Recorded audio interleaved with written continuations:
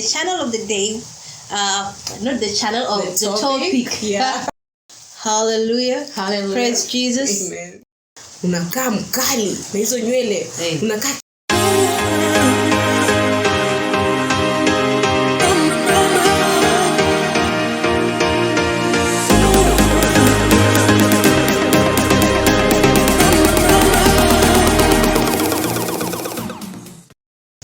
Hi viewers, welcome back to our YouTube channel of Love Love Live. My name is Chebi kama kawaida. I am Kezia, of course. The topic of the day is the church point of view. We're talking about those people who feel neglected.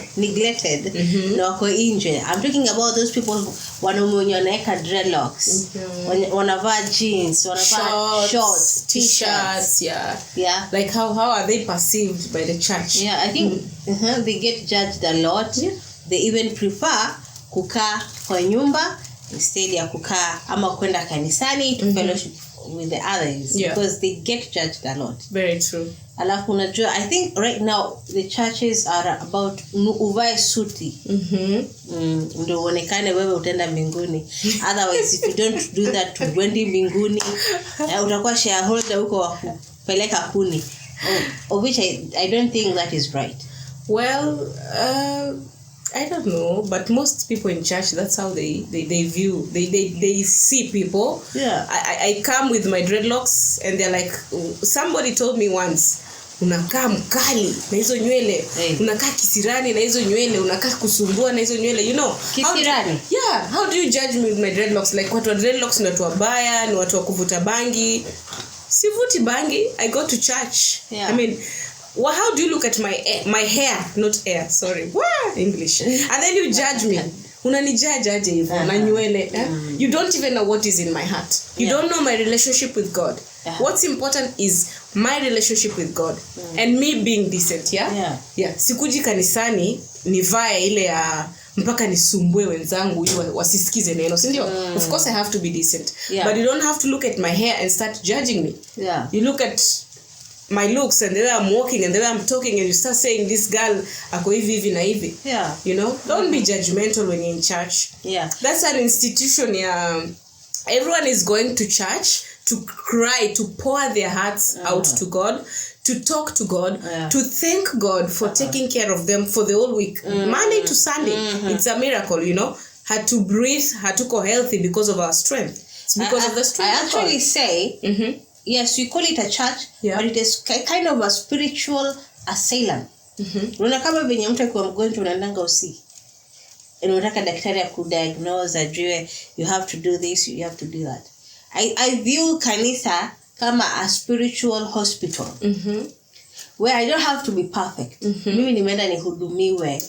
Nijue shida iko wapi spiritually. And I actually view the pastor as the doctor. Mwenye amepewa medicine, kama si tunaambiwa antibiotic probably. Kunywa 1x4 ama 1x3. Now the pastor being the doctor, that is how I view him. Kuna ile topic ama atapewa yenye inafaa ikusaidie to get through the whatever week. You're going through, Through the week. Either ikurekebishe ama ikujenge. You get? Because the word corrects you, it teaches you. But I think for most Christians, I'm sorry to say so, they view church as a mall. Like I have to wear a high heel, sijui ndio nionekane, nivae sijui glitter and all ndio nionekane nimefika. It's a spiritual asylum. Everyone is mad spiritually.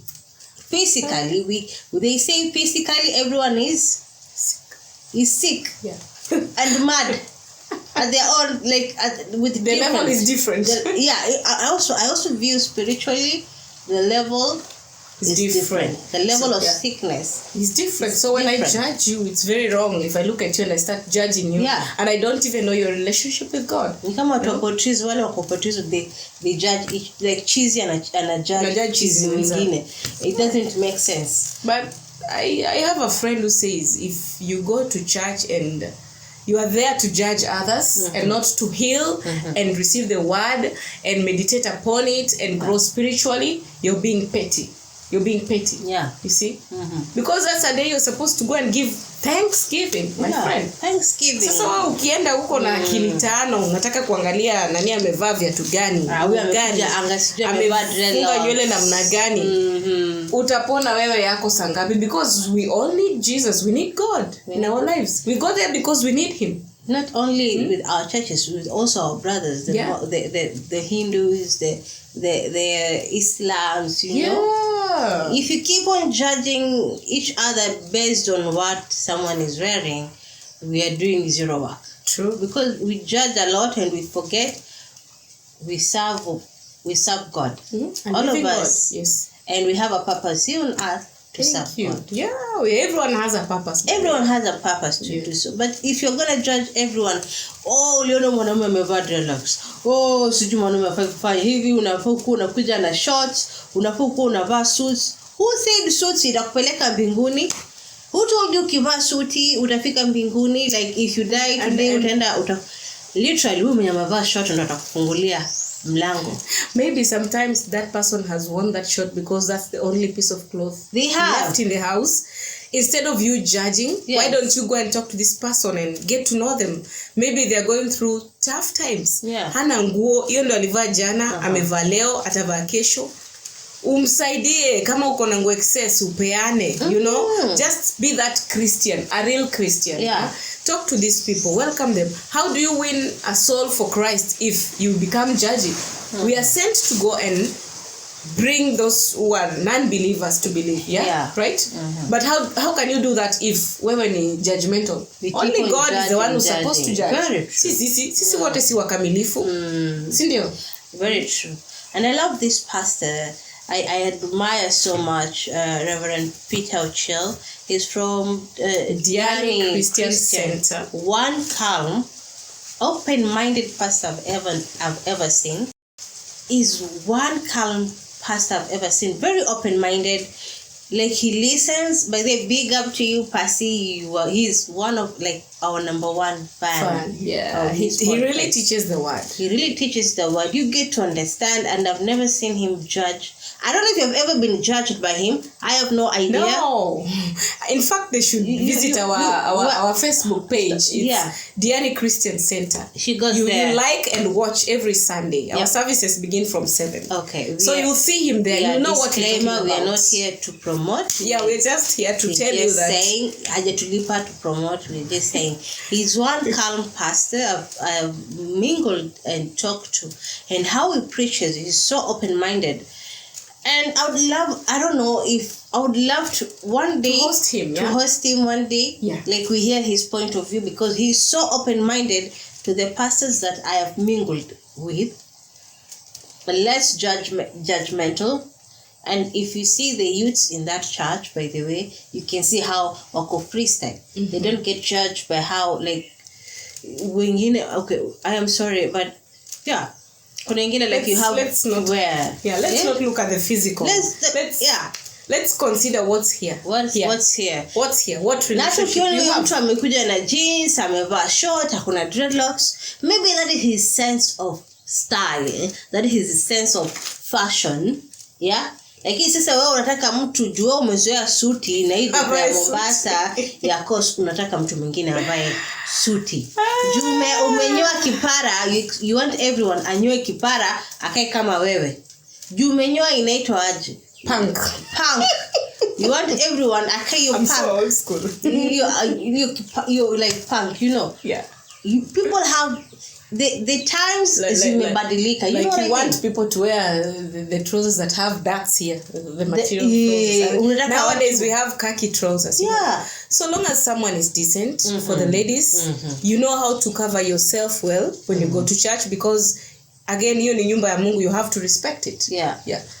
But usianze kujudge, unaangalia mtu sijui nywele, sijui kinyasa, boy amevaa. Okay, for the ladies, you know we have to dress up properly. Yes. I pity the male gender. Yeah. That especially the youth that feel are left out.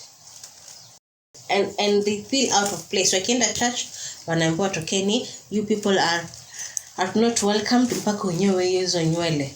There is a nice way of telling someone whatever you're doing is wrong. If it is wrong, you can quote for them even verses in the Bible that shows how you're supposed to act. Whatever you're doing is wrong. Give them the word. I mean, the word is powerful. Don't just go and where you tumevaa ni wrong. Toka utajiki kanisani. Who are you to chase them away from the presence of God? Like, who are you? We better say daktari, you're just a mere. And these are people. You're just a mere dust before God. They are all mere dust. Yeah. So probably someone is wounded spiritually, physically, and they need hope. Yeah. But talk hapa wewe. You know what I mean? Let's just learn to give people hope when they come to church. Let's embrace them the way they come. And find a better way of correcting a mistake. I know there are mistakes that are to be corrected roughly, and there are those that you need to be smooth. But be careful with someone who has come to the presence of God and needs healing and is thirsting or crying out for something that they need from God. Unaweza mpush mpaka akasema sasa najua ni Mungu tu ndiye anaweza nipatia hii kitu ama ndiye anaweza niponya. Lakini hawa watu ambao wanamtumikia Mungu mbona wanamistreat hivi? Is this even right? Like someone will be like, I have no other way or any other place to go. Then acha tu nikae tu kuingia na mashida zangu. The people that I turn to, I think they can help me. And the people who judge me a lot. Like ni wewe ndio representative wa Mungu wa kujudge. Like wewe ndio umewekwa hapa duniani kujudge watu. Wewe ujuvai suti utaenda kupatia shetani, wewe ndio utakuwa kupepeta. It's like wewe ndio umewekwa hapo. Like literally you have been, you don't wear suit. Who chose you? Who told you kivaa suti? Wako zote utakuwa kuni, literally utakuwa makaa. Let people be. No, sense of passion. We'll be good stewards. Let people be. Just welcome people with warm hearts. Show them the right way to go. If that is not how it's supposed to be, guide them. You know what I mean? But you judging all the time, not cool. It's not cool. Not in church. Enda judge place ingine. Kanisa wacha watu wakuje wapokee neno. Walisikize, lifanye kazi kwa maisha yao. Si ndio? Na waende huko nje waelezee wenzao kuwa hapa ndani kuna amani, kuna upendo, kuna furaha, si ndio? Because ukiwafanya wasikie kama wako welcome, so watasema hata huko hakuna upendo, hakuna amani, hakuna furaha. All the things that are written in the Bible. And we stop living tuache kubehave like tumefika mbinguni. We are still here on earth. We are still facing the earthly tribulations, but again we still face to God.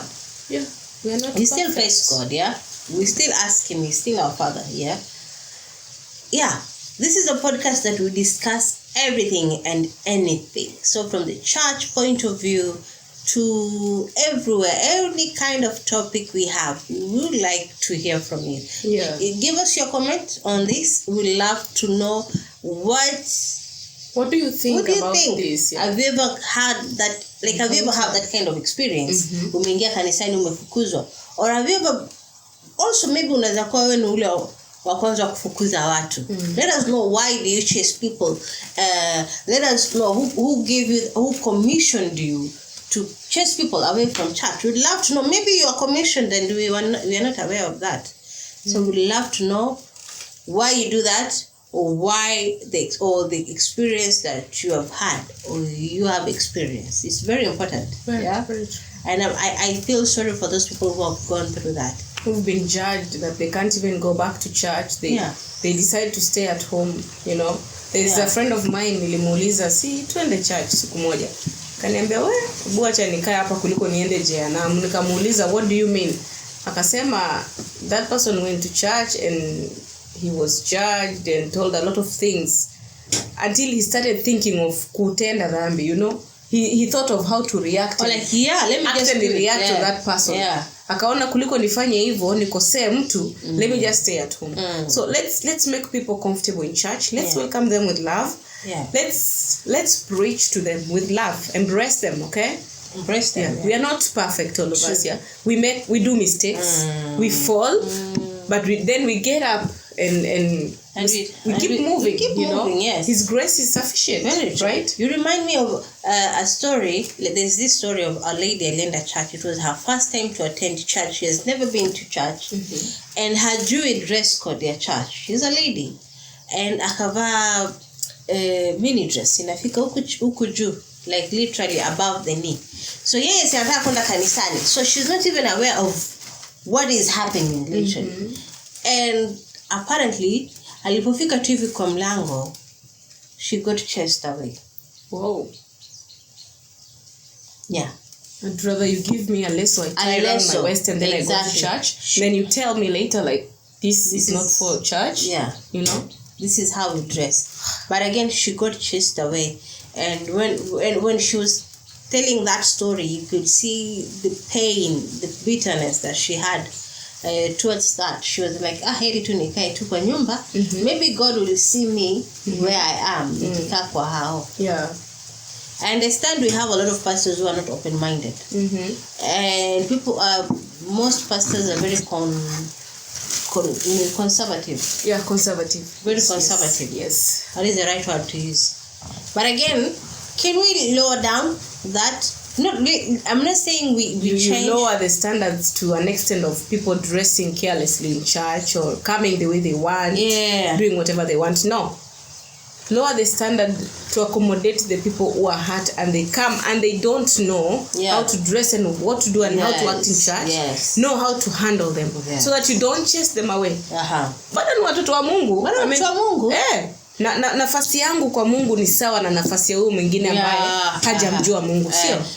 And then you learn to hear their story out. You can, like, we have people get chased, people who have tattoos get chased away from church.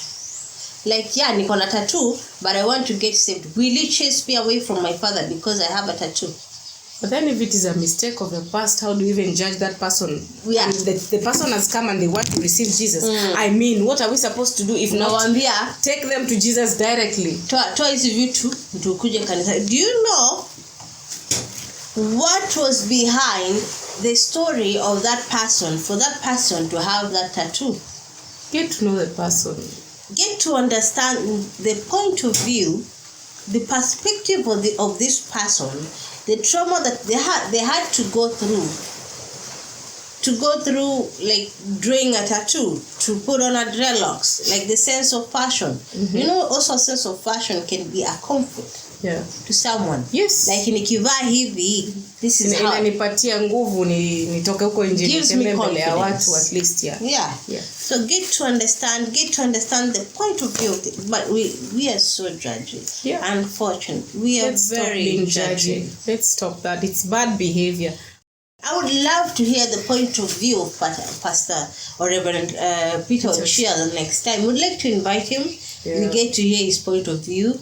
Like, what happens to the leaders? What is wrong with the leaders? What is wrong with the people in church? People in church. Generally the leaders. But that doesn't mean that in his church it happens. No. Or people are judging in his church. No. We just want to get his point of view because tumewaambia he's very disclaimer. Or when you say people she goes to the church. What do you mean people in your church are not judging? I'm saying, since we're telling the crowd that we're inviting Pastor Peter, it doesn't mean that kanisa yake labda ndio iko judge ama yake ndio iko very holy ndio akuje hapa kuongea. We are bringing him here to understand the point of view, not to judge. Why we are not supposed to judge. That's what I'm saying. Those people, they feel they're less. Maybe you can say not why the leaders, why some leaders. Because not every leader in church does that. Not every leader does that. 80% of leaders. 80 is not 100. Still 80 is not 100. So we still have a 20%. 80 is not 100. So not why the leaders, but why most. Let me rephrase. Why most? Thank you, sister. Leaders, 80%. I think I'll wait for more information from the pastor, if he accepts to join us. I hope. And I'll also wait for your response on our Facebook, YouTube, and Gmail accounts. Yeah. You can actually reach us on LoveLaughLiveKE at gmail.com and LoveLaughLiveKE YouTube, LoveLaughLive on Facebook. We love to hear from you. Your comments They matter. They matter a lot, and we really appreciate them so much. Yeah. We don't take them for granted. True. Yeah, and as long as sometimes we take a bit of time to respond, maybe. But we love you so much. We love. Yeah, we love you very much. Bye. Bye.